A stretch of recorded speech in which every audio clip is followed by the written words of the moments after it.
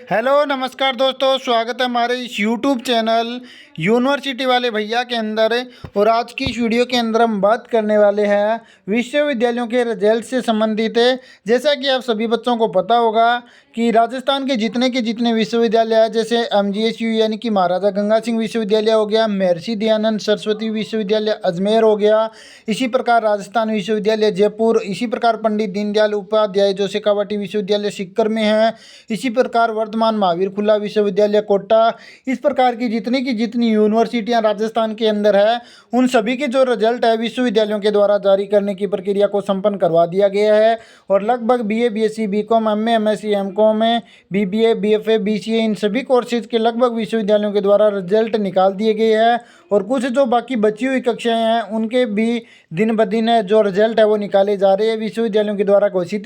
किए जा रहे हैं। तो यहाँ पर मैं क्लियर करने वाला हूँ कि जैसे आप BA BSc BCom किसी भी कक्षा के अंदर है, अगर आपका रिजल्ट के अंदर फेल शो हो रहा है, सप्लीमेंट्री शो हो रहा है या फिर अन्य कोई भी एरर आ रहा है, तो उन सब के बारे में मैं यहाँ पर डिस्कस करने वाला हूँ कि अगर आपका जो रिजल्ट है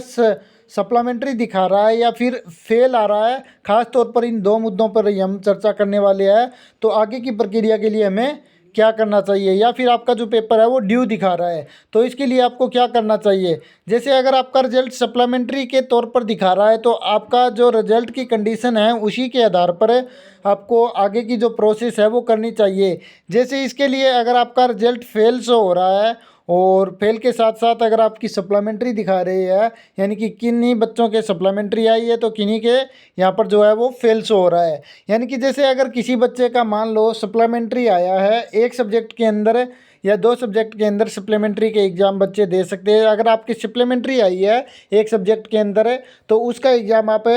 मतलब अगली साल या फिर सप्लीमेंट्री का एक फॉर्म भरा जाता है। सप्लीमेंट्री का फॉर्म भरोगे तब आप उस पेपर को फॉर्म भरने के बाद एक एग्ज़ाम होगा उसका, और क्लियर अगर अच्छे से स्टडी करके उस पेपर के बारे में मतलब पेपर को पढ़कर पेपर देकर आओगे तो क्लियर कर लोगे, यानी कि उसके अंदर पास हो जाओगे। सप्लीमेंट्री का एग्ज़ाम अगले साल के लिए नहीं होता है, इसी साल के अंदर आपके जो सप्लीमेंट्री के एग्ज़ाम है वो करवा लिए जाते हैं। दूसरी प्रक्रिया है, अगर आपका रिजल्ट फेल हो रहा है और अगर आपको इसी साल के अंदर क्लियर करना है तो इसके लिए आपको क्या करना है। तो इसके लिए सबसे ज़रूरी होता है जो रेवलेशन का जो है, रेवलेशन और रीटोटलिंग के फॉर्म भरे जाते हैं विश्वविद्यालयों के द्वारा। विश्वविद्यालयों के द्वारा क्या किए जाते हैं, रेवलेशन और रीटोटलिंग के फॉर्म भरे जाते हैं। तो रेवलेशन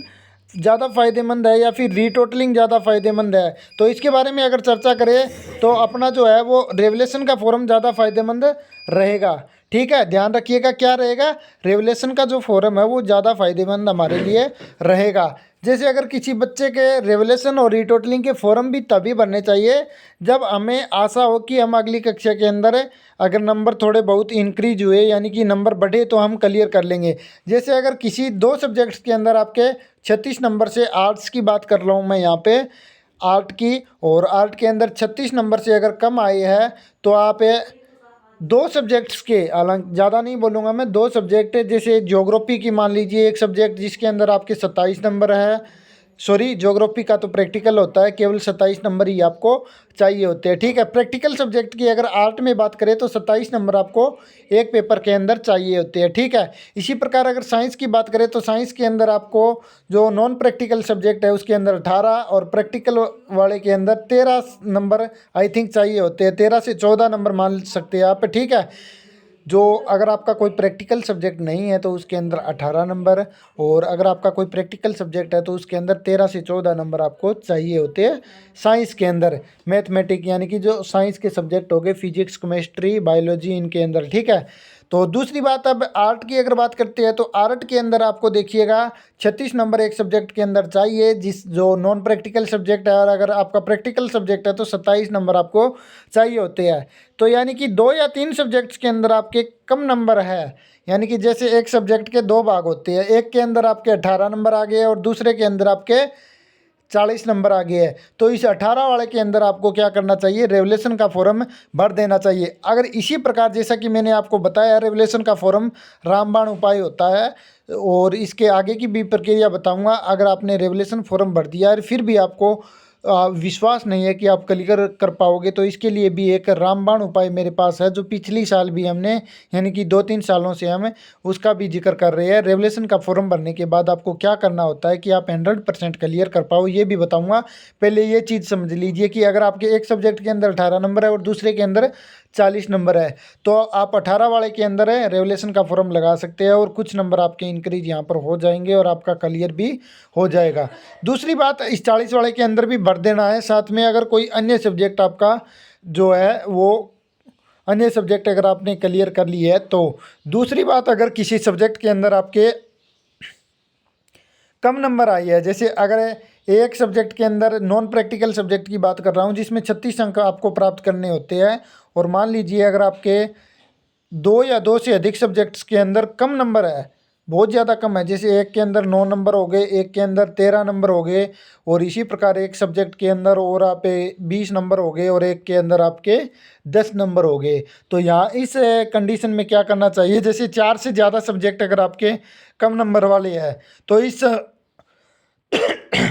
इस कंडीशन में आपको क्या करना है, कोई भी रेवुलेशन के फॉर्म की जो फीस है वो नहीं देनी है, या फिर किसी अन्य चक्करबाजी में नहीं पड़ना है। अगर ऐसी कंडीशन है भी 4 या 4 से अधिक सब्जेक्ट्स के अंदर आपके बहुत ज़्यादा कम नंबर आ रहे हैं, जैसे यहाँ पर देख रही है, जैसे एक सब्जेक्ट के अंदर 9, एक के अंदर 13, एक के अंदर 20, एक के अंदर 10, अगर ऐसी कंडीशन है तो आप चक्करों में मत पड़ना, रेवुलेशन का फॉर्म मत भरवाना, आपके लिए बिल्कुल भी लाभदायक नहीं होगा। मान लीजिए अगर आपके 2 सब्जेक्ट्स के अंदर या 2 से ज़्यादा 3 सब्जेक्ट्स तक कम नंबर आ रहे हैं अलग अलग सब्जेक्ट्स के अंदर, तो वहाँ पर आप ये अप्लाई कर सकते हैं। तो ये जो प्रक्रिया होती है ज़्यादातर रिजल्ट को देखकर ही हम बता पाते हैं, क्योंकि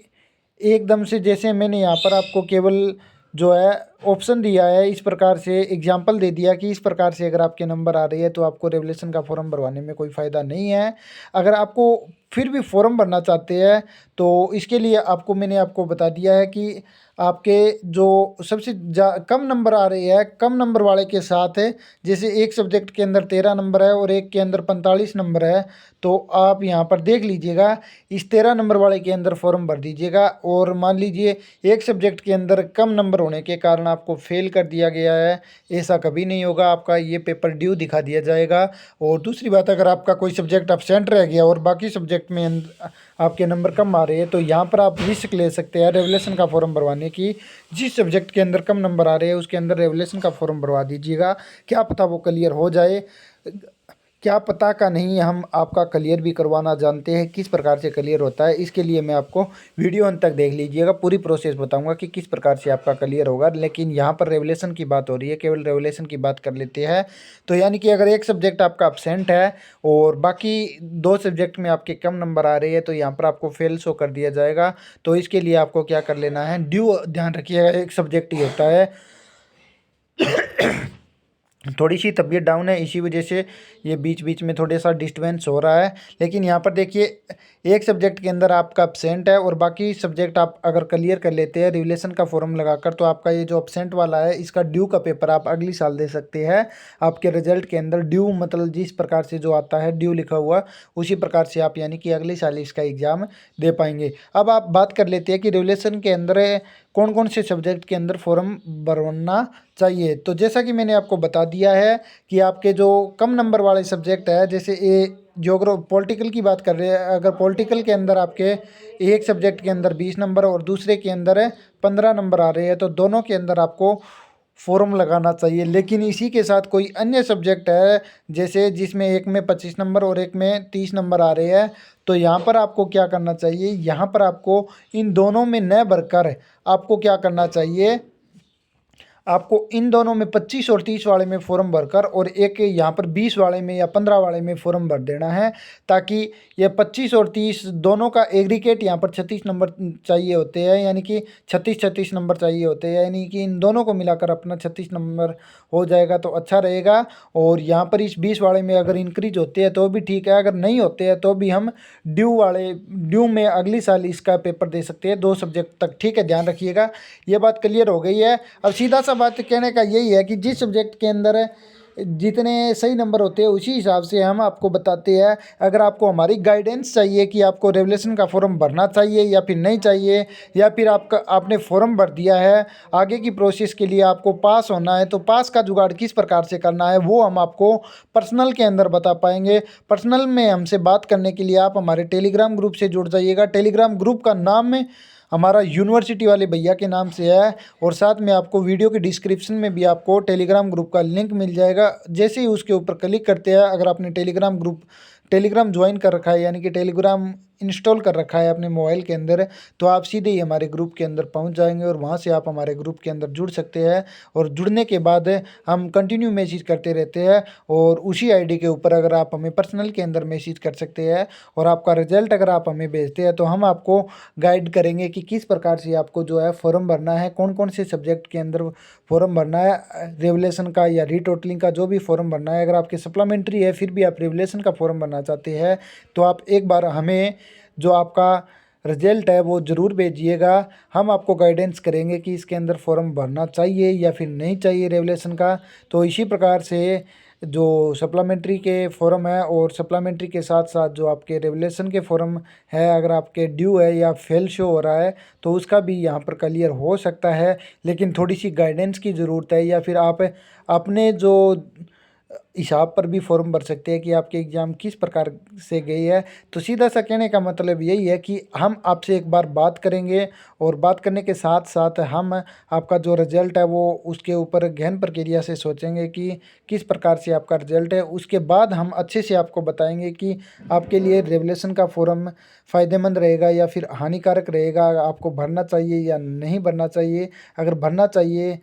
तो आपको किस कौन कौन से सब्जेक्ट के अंदर भरना चाहिए और किस लेवल पर बनना चाहिए, यानी कि 1 सब्जेक्ट, 2 सब्जेक्ट या 3 सब्जेक्ट। मैक्सिमम 3 सब्जेक्ट भरे जाते हैं बीए के अंदर, और उसकी बात करें साइंस की तो उसके अंदर थोड़े ज़्यादा सब्जेक्ट के अंदर हम रेवुलेशन के फॉर्म लगा सकते हैं। तो इस प्रकार से आपको समझ आ गया होगा कि सब्जेक्ट के, यानी कि जिस बच्चे के जितने नंबर आए हैं उसी के आधार पर है यहाँ पर चुनाव किया जाता है कि हमें रेवुलेशन का फॉर्म भरना चाहिए या फिर नहीं भरना चाहिए। अगर भरना चाहिए तो कौन कौन से सब्जेक्ट के अंदर भरना चाहिए। तो अगर आप हमारी गाइड लेना चाहते हैं, हमसे पूछना चाहते हैं, तो आप हमें टेलीग्राम के ऊपर मैसेज कर दीजिएगा। टेलीग्राम ग्रुप का लिंक वीडियो के डिस्क्रिप्शन में आपको मिल जाएगा। इस वीडियो के माध्यम से इतना ही, और साथ में एक बात ध्यान रखिएगा, पास का जुगाड़ हम 100% आपका करवा देंगे अगर आप हमसे कॉन्टैक्ट कर सकते हैं। इस वीडियो के माध्यम से इतना ही, आशा करता हूँ आपको हमारी वीडियो पसंद आई होगी। दोस्तों, अगर आपको हमारी वीडियो पसंद आई है तो कृपया करके वीडियो को लाइक करें, कॉमेंट करें, और अपने सभी दोस्तों के साथ वीडियो को ज़्यादा से ज़्यादा शेयर जरूर करें। साथ में हमारा उत्साह बढ़ाने के लिए हमारे इस यूट्यूब चैनल को सब्सक्राइब जरूर कर लीजिए,